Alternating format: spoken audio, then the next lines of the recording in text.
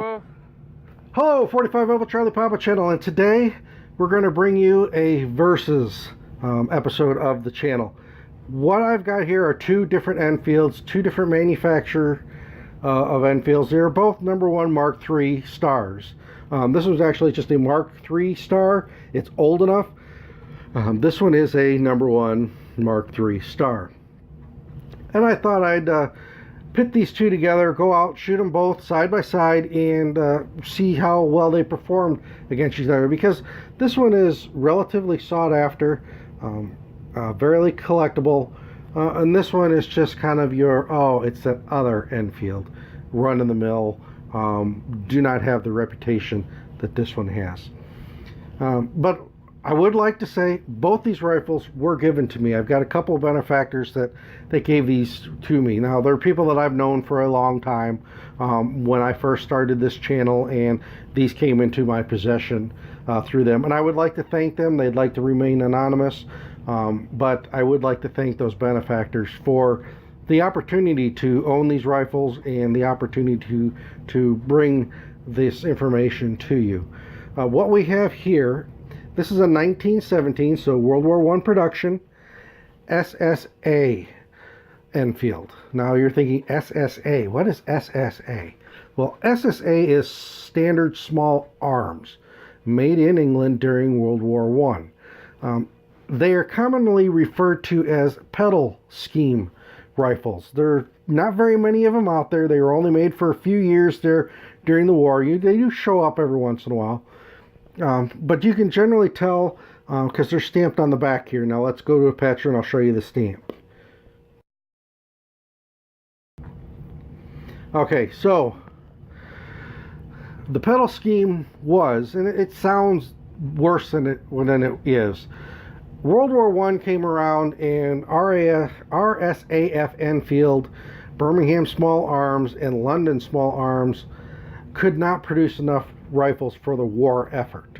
Now you had several smaller little manufacturers in and around England that could do smaller pieces of the work. So it was basically designed that they would have all these other smaller factories building different pieces, and they would all come together and get assembled into rifles. And this is one of those rifles. Now, they had some issues with not getting parts, or not getting parts in a timely manner. I'll get into more of that when I do the SSA, but they are generally a very good quality rifle. They couldn't produce them as fast as the other big three guys were, so they generally had a little bit more time on the line getting done, and most collectors really like them. They're very sought after. They're kind of a rare variant. They were only available for those couple of years during World War I, and it is a wonderful rifle and a great shooter, as you will see. I really enjoy this rifle. This one in this corner, what we've got here is an RFI rifle, Rifle Factory Ishapur, in Ishapur, India. Originally, when these were brought to India, they were being manufactured under British control. They had to meet all the British specifications. Now they were getting some stuff from some of the other, I think BSA was supplying them some stuff, but this one was made by the Indians completely. It is a 1954. By looking at it now, 1954 would have been towards the end of the run of them making the 303. In the early 60s, they went to a 308 model, redid and made the action here stronger to handle the higher pressures of the 308 cartridge, and kind of redesigned it a little bit in order for it to take that cartridge. But this is a 303 British one, made after the British had given up India back to the Indians. And they get a bad rap. They are generally known as the red-headed stepchild of the Enfield family. They are not as sought after. They're relatively inexpensive when you find them. But I thought, and I have shot this one, but I haven't really put a lot of rounds through it, and I haven't put it on paper. When I did go out to shoot it the one time, it was more of a function check. I wanted to make sure everything was working within the rifle after I had checked it, opened it up and checked it all out. And it was functioning just fine. So this time I thought I'd get it on paper. Sure, I'm going to be surprised to see what kind of accuracy I'm getting out of this one as opposed to this one that I know shoots rather well. The other interesting, the Indian rifles, there's not a whole lot out there on them. They're not really known. Like I said, they get a bad rap as just being the cheaper variant of the Enfields. They get a bad rap of not being as well made. I don't think that's the case. This one seems to be very well made. It has taken, so they have taken some shortcuts in production and changed a few little things on it, but it seems to be a very well made rifle. Only now, since this was 1954, it only had a service life of about 10 years.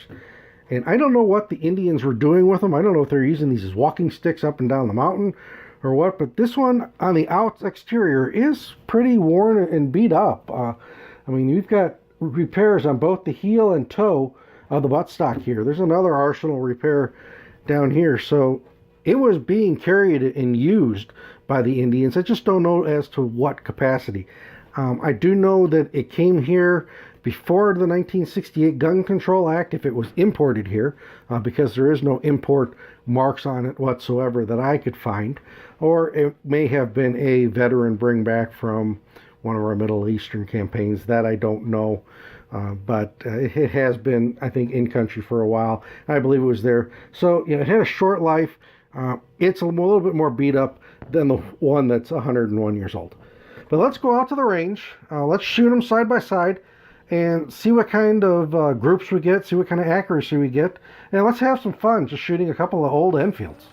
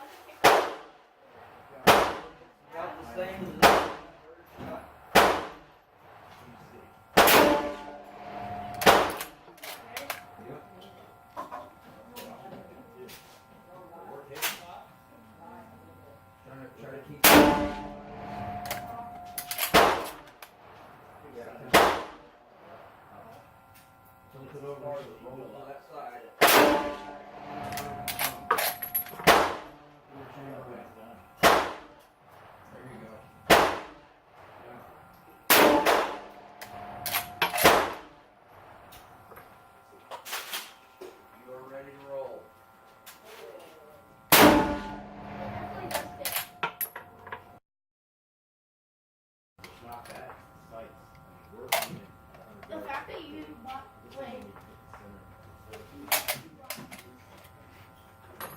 which are these? Which are these ones? That one? Those ones?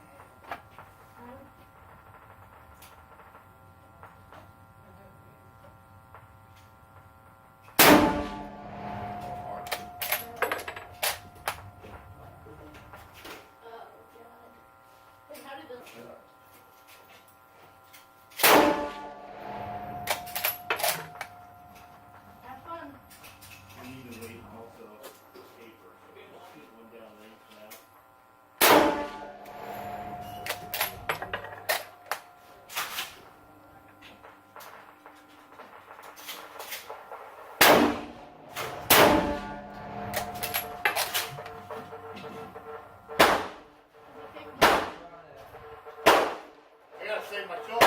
You don't look too much.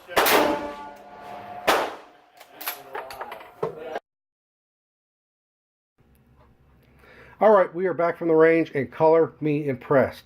I knew what to expect out of the 1917 Enfield here. This one surprised me with how well it ran. You always hear the stories about the Indian rifles not being as good as the British-made rifles, but this one surprised me, and I think with a little tweaking of the load I can get it to shoot just as well as this one. Now I ran another 5 rounds but through both rifles just to get a little bit better idea accuracy wise, and the Ishapur rifle is shot fairly well. This is only at 50 yards. I did take these out to a 100-yard gong, and I'll talk to you about that in a second. But at 50 yards, that's not too bad, considering it's a load that I made for the 1917. But I think I can get that better. The 1917, however, it did win the day. It was shooting a little bit nicer groups. But both rifles really impressed. I took them out to 100 yards to the 18-inch gong that they have at the range that I'm at now. And at the 18-inch gong, I was hitting both consistently at 100 yards with both rifles. It didn't matter which rifle it was. I was hitting consistently. So combat accuracy for both of them is right there. This one maybe just a little bit better. But like I said, with a load development on this one, I think I can get that one to shoot as well. The 303 cartridge, thumbs up cartridge in my book, very much like the 3040 Craig. It doesn't beat you up. I know that the militaries of the day with the 303 were looking for something a little faster, something a little flatter shooting than the 303 British. And the British were developing that prior to World War I, just never got there, and the 303 just kind of continued on. But it's a wonderful cartridge, and it has done very well for itself over the years. It will take just about any American game, or North American game out there. And I can see why so many of these were sporterized as they came onto the surplus market. Action-wise, they're just smooth. That bolt is right there. You're not reaching for it like you do with something like a Mosin. But they're just very smooth actions. Just wonderful guns to shoot. And to take a little weight off of that for a hunting situation, you have to remember, a quality new rifle back in the 50s, 60s, 40s, you're looking at several $100s for these can be picked up on the surplus market for around 50.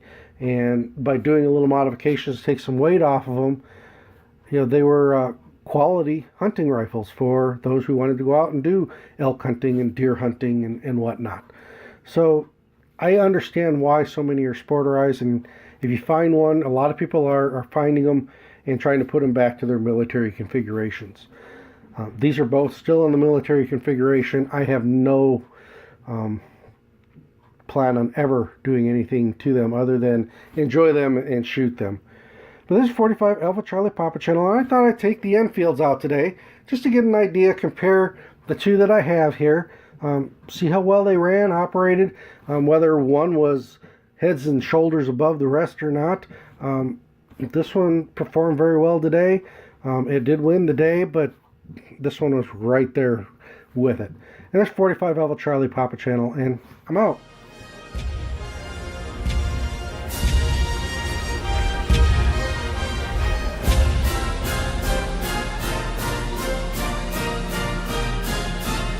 Thanks for watching. Please subscribe.